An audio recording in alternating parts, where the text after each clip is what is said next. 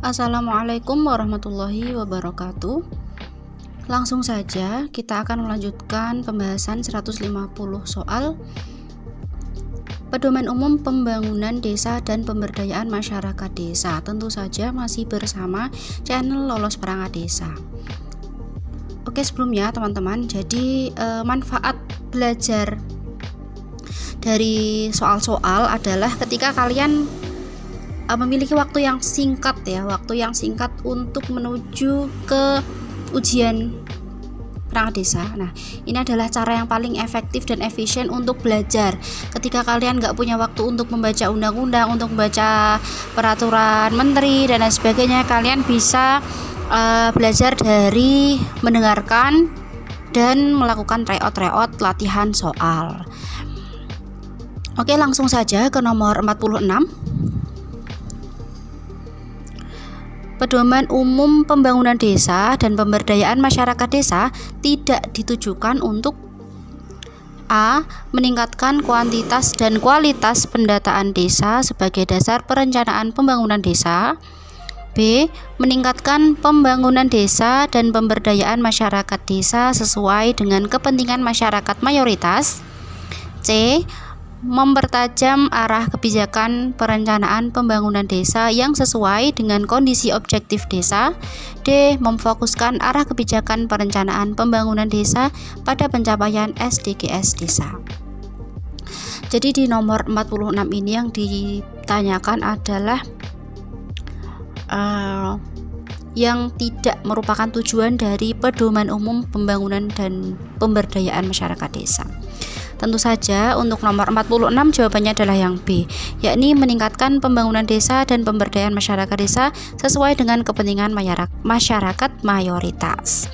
Jadi untuk option A, C, dan D merupakan tujuan dari Pedoman Umum Pembangunan Desa dan Pemberdayaan Masyarakat Desa, yakni meningkatkan kuantitas dan kualitas pendataan desa sebagai dasar perencanaan pembangunan desa, mempertajam arah kebijakan perencanaan pembangunan desa yang sesuai dengan kondisi objektif desa, serta memfokuskan arah kebijakan perencanaan pembangunan desa pada pencapaian SDGs desa. Jadi teman-teman perlu ketahui bahwasanya SDGs desa ini merupakan program terbaru ya dari Kementerian Desa dan Daerah Tertinggal. Jadi ini termasuk permen yang baru dan teman-teman harus tahu, khususnya untuk perangkat-perangkat baru ini harus paham tentang SDGs desa atau Pedoman Umum Pembangunan Desa dan Pemberdayaan Masyarakat Desa. Ini harus paham. Oke, kita lanjut ke soal nomor 47. Penyelenggara musyawarah perencanaan pembangunan desa adalah A. Kepala Desa, B. Bupati, C. Gubernur, D. DPRD. Untuk soal nomor 47 ini sangat jelas jawabannya adalah Kepala Desa. Jadi Kepala Desa bertugas menyelenggarakan musyawarah perencanaan pembangunan desa. Soal selanjutnya nomor 48. Hasil kesepakatan dalam Musrenbang pembahasan rancangan RPJM Desa dituangkan dalam berita acara yang ditandatangani oleh A. Camat, BPD, Pemerintah Desa, B. Pendamping Desa, BPD, Perwakilan Masyarakat, C. Kades, Perangkat Desa, Perwakilan Masyarakat, D. Kades, BPD, dan Perwakilan Masyarakat. Pertanyaan untuk nomor 48 ini ya, model-model seperti ini sering keluar di soal ya, yakni siapa yang menandatangani apa. Nah, seperti itu perlu teman-teman ketahui. Untuk soal nomor 48 sendiri yakni mengenai hasil kesepakatan ya. Ini masih hasil kesepakatan Musrenbang tentang pembahasan RPJM. Itu kan dituangkan dalam berita acara sebelum menjadi peraturan kepala desa ya, dituangkan dulu dalam berita acara. Nah, yang menandatangani berita acara tersebut siapa sajakah? Jawabannya adalah yang D, Kades atau Kepala Desa, BPD, dan Perwakilan Masyarakat. Soal nomor 49. Musyawarah desa untuk membahas, menetapkan, dan mengesahkan RPJM desa diselenggarakan oleh A. Kepala Desa, B. BPD, C. Gubernur, D. DPRD. Jawabannya sangat mudah ya. Tentu jawabannya adalah BPD untuk soal nomor 49, yakni musyawarah desa untuk membahas, menetapkan, dan mengesahkan RPJM desa diselenggarakan oleh BPD. Pertanyaannya adalah yang menyelenggarakan musyawarah desa ya, untuk membahas, menetapkan, dan mengesahkan RPJM des. Lanjut soal nomor 50. Ini tidak berlama-lama ya, kita langsung gas karena ini sudah banyak sekali yang request minta soal seperti itu ya. Jadi kita gas saja belajar mengenai SDGs desa, soal yang pasti banyak keluar di soal-soal perangkat desa tahun ini tentunya. Peraturan desa tentang RPJM desa ditandatangani oleh A. Camat dan Kepala Desa, B. Gubernur dan Ketua BPD, C. DPR dan Kepala Desa, D. Kepala Desa dan Ketua BPD. Tipe soalnya masih sama ya teman-teman ya, yang menandatangani apa gitu ya. Nah, untuk soal nomor 50 ini adalah yang menandatangani peraturan desa tentang RPJM desa ya. Jadi tadi kan RPJM desa itu hasil musyawarahnya dituangkan dulu dalam berita acara. Setelah itu dituangkan dalam RPJM desa yang sudah disepakati tadi, dituangkan dalam peraturan desa. Nah, pertanyaannya adalah yang menandatangani peraturan desa mengenai RPJM des. Jawabannya adalah yang D, yakni Kepala Desa dan Ketua BPD. Selanjutnya soal nomor 51. Salah satu hal yang harus diperhatikan dalam menyusun RKP desa, yakni ya untuk soal nomor 51 kita sudah ke RKP desa, tidak ke RPJM lagi. Kita ingat kembali bahwa RPJM, kalau RPJM jangka menengah dibuat 6 tahun sekali, sedangkan RKP ya, RKP desa atau penjabaran dari RPJM ini dibuat 1 tahun sekali.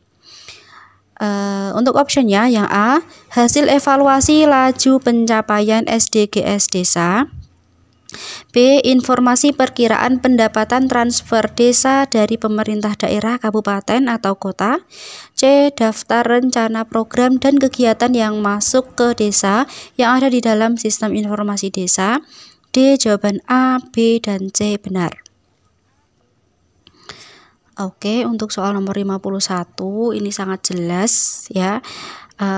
Jawabannya adalah yang A, B, dan C benar, yaitu option D.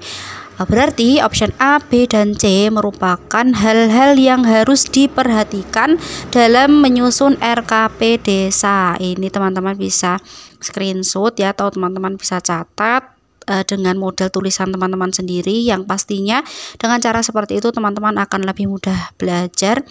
Jadi hal yang perlu diperhatikan dalam menyusun RKP desa adalah hasil evaluasi laju pencapaian SDGs desa, informasi perkiraan pendapatan transfer desa dari pemerintah daerah, kabupaten, atau kota, dan daftar rencana program dan kegiatan yang masuk desa yang ada di dalam SID ya, atau sistem informasi desa.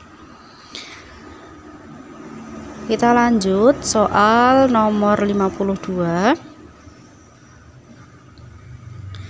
Tim penyusun RKP desa terdiri dari A.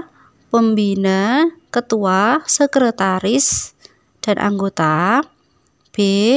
Ketua, pengawas, sekretaris, dan anggota, C. Penasehat, ketua, sekretaris, dan anggota, D. Penasehat, ketua, notaris, dan anggota. Dan teman-teman juga perlu tahu siapa sajakah yang harus ada atau yang menjadi tim dalam menyusun RKP desa. Jawabannya adalah yang A, yakni pembina, ketua, sekretaris, dan anggota. Soal nomor 53. Pembina tim penyusun RKP desa ialah. Nah, tadi sudah dijelaskan ya nomor 52 bahwasanya dalam tim penyusun RKP desa ini salah satunya adalah pembina. Nah, pembina ini dijabat oleh siapa? Ternyata ini sudah ada patokan yang pakem ya teman-teman ya untuk nomor 53 ini. Apakah kepala desa, apakah sekretaris desa, apakah sekretaris daerah, dan atau apakah camat? Ini sangat mudah, jawabannya tentu saja yang kades ya, atau kepala desa. Jadi kepala desa menjadi pembina dalam tim penyusun RKP desa. Kita lanjut soal nomor 54. Jumlah tim penyusun RKP desa paling sedikit adalah A. 5 orang, B. 7 orang, C. 9 orang, D. 11 orang. Ini juga harus tahu. Soal nomor 54 jawabannya adalah yang B, yakni 7 orang. Jadi dalam tim atau dalam musyawarah gitu jumlahnya ini ya teman-teman perlu ingat ya, jumlah itu harus ganjil ya, harus ganjil. Nah, untuk tim penyusun RKP desa sendiri jumlahnya paling sedikit adalah 7 orang. Kita lanjutkan soal nomor 55. Tugas tim penyusun RKP desa adalah A. Menyusun rancangan RKP desa dan daftar usulan RKP desa. B. Memberikan rasa aman jalannya kegiatan penyusunan rancangan RKP desa. C. Memastikan ketersediaan logistik penyusunan rancangan RKP desa. D. Merealisasikan seluruh saran dan pendapat masyarakat desa. Ini kalau kita tidak fokus ya, tidak jeli, ini tentu saja jawabannya hampir mirip-mirip dan sepertinya semuanya benar ya, semuanya kok positif gitu ya. Tapi kita harus berpedoman pada permen bahwasanya untuk tim penyusun RKP desa ini bertugas dalam menyusun rancangan RKP desa dan daftar usulan RKP desa. Option yang paling benar adalah option yang A.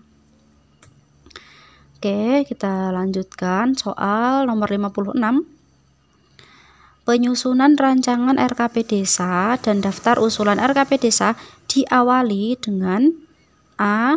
Pencermatan dan penyelarasan rencana kegiatan dan pembiayaan pembangunan desa.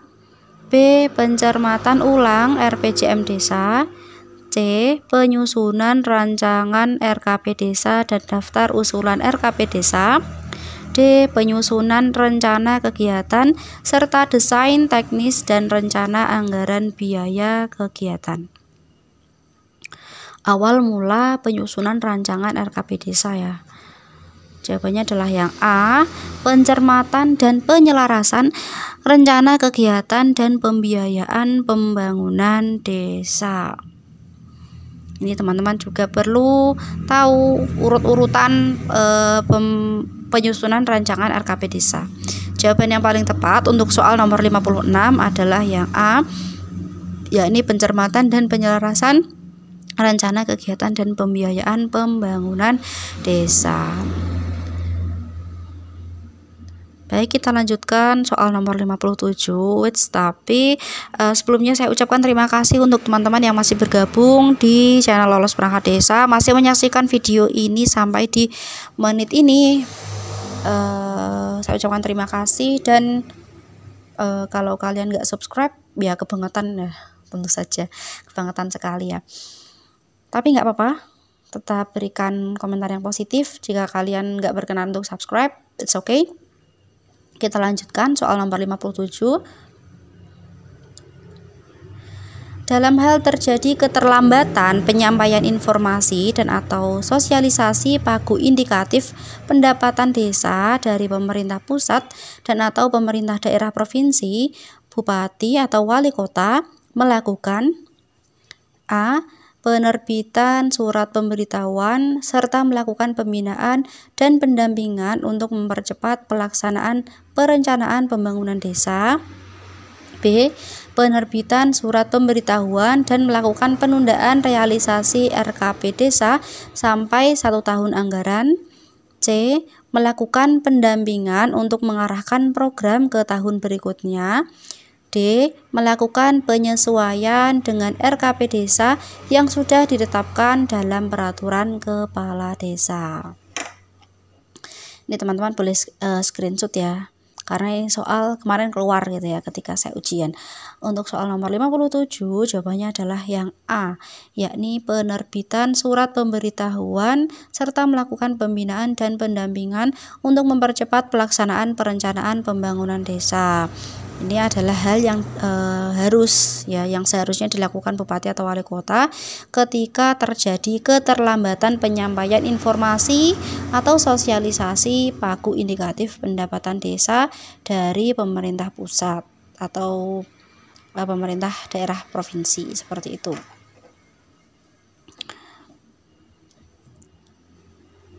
Soal selanjutnya nomor 58. Rancangan RKP desa memuat A. Evaluasi pelaksanaan RKP desa tahun sebelumnya. B. Rencana kegiatan dan rencana anggaran biaya. C. Prioritas program, kegiatan, dan anggaran desa yang dikelola oleh desa. D. Jawaban A, B, dan C benar semua. Oke, nah ini adalah pertanyaan jebakan ya. Silakan teman-teman berikan jawaban. Nah, ini menurut teman-teman nomor 58 ini jawaban yang paling benar apa? Apakah yang A, B, C, apakah yang D? Tulis di kolom komentar tentunya. Oke, lanjut ke soal nomor 59. Hal yang tidak dimuat dalam rancangan RKP desa adalah A. Visi dan misi kepala desa. B. Rencana program, kegiatan, dan anggaran desa yang dikelola oleh desa sebagai kewenangan penugasan dari pemerintah pusat. C. Tim pelaksana kegiatan. D. Rencana anggaran setiap kegiatan. Pertanyaannya adalah yang tidak dimuat dalam rancangan RKP desa. Kalau kita lihat option A, B, C, dan D ini sepertinya masuk semua ke dalam RKP desa ya teman-teman ya. Tapi tentu saja ada option yang merupakan jawaban yang paling tepat atau merupakan hal yang tidak dimasukkan dalam RKP desa, yakni adalah yang A. Visi dan misi kepala desa. Perlu kita ingat bahwasanya visi dan misi kepala desa ini tidak dicantumkan dalam RKP desa, karena visi dan misi kepala desa ini dicantumkan di dalam RPJM desa. Kita ingat kembali ya, apa yang ada di dalam RKP desa, apa yang ada di dalam RPJM desa. Nah, itu teman-teman perlu ketahui. Cukup garis besarnya saja sebenarnya ya. Oke, untuk nomor 59 adalah jawabannya yang A. Tidak masuk dalam RKP desa adalah visi dan misi kepala desa, karena visi dan misi kepala desa dicantumkan dalam RPJM desa. Soal nomor 60.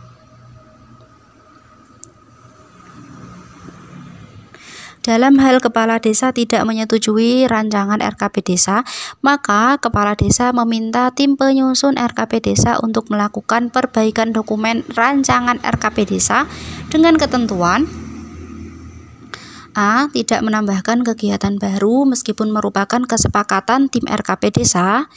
B. Tidak menambahkan kegiatan baru di luar hasil kesepakatan tim RKP desa.